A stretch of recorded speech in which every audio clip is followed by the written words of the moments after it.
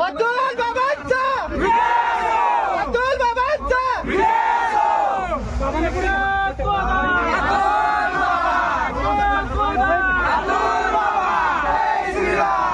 मान्य डॉक्टर अतुल बाबांचा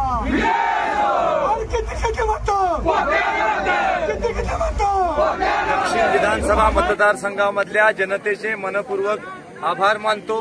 कराड दक्षिण विधानसभा मतदारसंघाच्या जनतेने मला सेवा करायची संधी दिलेली आहे। कराड दक्षिण विधानसभा मतदारसंघातल्या लोकांची मी प्रामाणिकपणे सेवा करीन। मला आज जी संधी मिळाली आहे मी त्या संधीचं सोनं लोकांची सेवा करण्याच्या बाबतीमध्ये करणार आहे। सगळे भारतीय जनता पार्टीचे कार्यकर्ते, सगळे मित्र पक्षाचे नेते, कार्यकर्ते, सगळ्यांना हा विजय मी समर्पित करतो। कराड दक्षिणच्या जनतेला विजय समर्पित करतो आणि मला आशीर्वाद दिल्याबद्दल सगळ्यांचे आभार मानतो।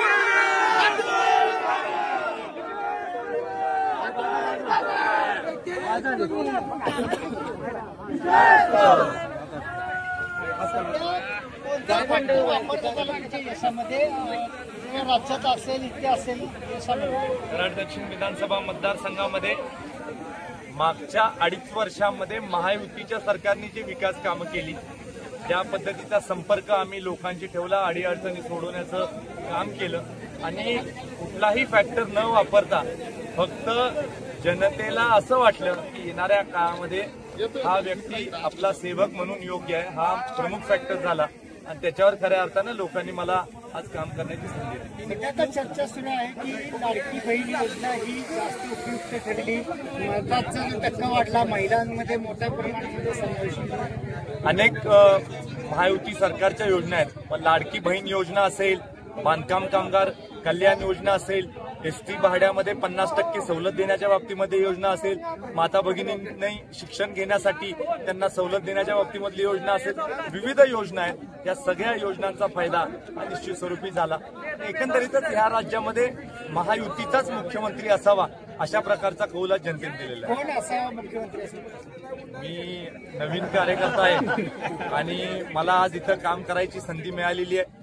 वरिष्ठ पातळीवर जो काही निर्णय होईल त्याप्रमाणे आपल्याला भविष्य काम आरोप करण्यात आले। मतदारांनी आपल्याला कौल दिलेला आहे, जे अपेक्षित यश ते मिळालेलं आरोप काय आपण फक्त जे काम आहे बॅनर लावले जात आहेत, पण काम होत नाहीत असे आरोप करण्यात आले। पण ज्या पद्धतीनं कराड दक्षिणच्या मतदारांनी आपल्याला कौल दिलेला आहे, येणाऱ्या काळामध्ये या मतदारांच्या सगळ्या अपेक्षा पूर्ण होतील का? मला आज जनतेचे जेवढे मी आभार मानेन तेवढे थोडे आहेत। जनतेने माझ्यावर खूप ऋण केलेलं आहे, मला आज संधी दिलेली आहे काम करण्याची। खूप वैयक्तिक प्रकारची माझ्यावर टीका झाली, खालच्या प्रकारची टीका माझ्यावर झाली। खरं मला दुःख एका गोष्टीचं की माझ्यावर टीका झाली याचं मला बिलकुल दुःख नाही, पण आमचे जे हयात नाहीत वाडवडील त्यांना पण सोडलं नाही आणि खूप खालच्या पातळीवरची टीका केली।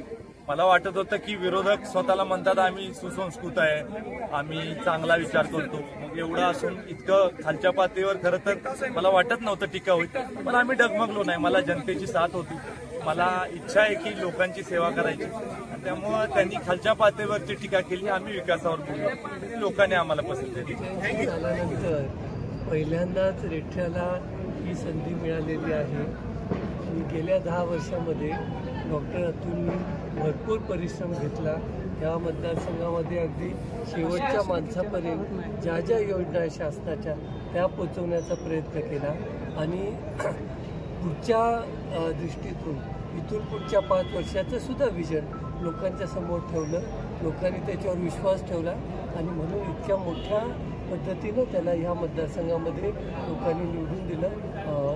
40,000 ही फार मोठी मार्जिन आम्ही समजतो, कारण त्याचे प्रतिस्पर्धी हे पूर्वी ह्या राज्याचे मुख्यमंत्री राहिलेले आहेत। अशा दृष्टीतनं विचार केला तर हा फार मोठा विजय कराड दक्षिणमध्ये तुम्ही होऊ शकतो। आपल्याला यशवंतराव मोहितेने इतक्यावर सत्ता होती, आप्पांची पण इच्छा होती, तर काही इमोशनल क्षण आहे का आपल्यासाठी कुटुंबासाठी? आता सगळ्यांचीच इच्छा होती घरामध्ये, पण माझं असं मत आहे की एक वेळ यावी लागते.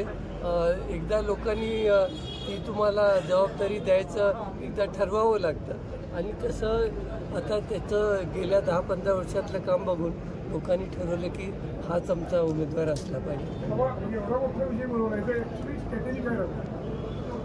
स्ट्रॅटेजी एकच होती. आम्ही ह्या इलेक्शनमध्ये जर तुम्ही मला विचारलं तर 2 स्ट्रॅटेजी. पहिली अशी होती की आम्ही लोकांना हे पटवून दिलं की गेल्या 10 वर्षामध्ये आत्ताच्या आमदारांच्याकडनं काही काम झालं नाही. निष्क्रियता ही मोठी म्हणजे शिक्का हा त्यांच्यावर पाडण्यामध्ये आम्ही यशस्वी झालो आणि त्याच्या विरुद्ध अतुलनं जे काम केलं गेल्या 10 वर्षामध्ये ते लोकांच्या समोर आणलं. आणि दुसरं की अतुलला सामाजिक कार्याचा वारसा आहे हेही लोकांच्या डोळ्यासमोर आणून दिलं. मला वाटतं हे निश्चित हे यशस्वी स्ट्रॅटेजी झाली आमचं.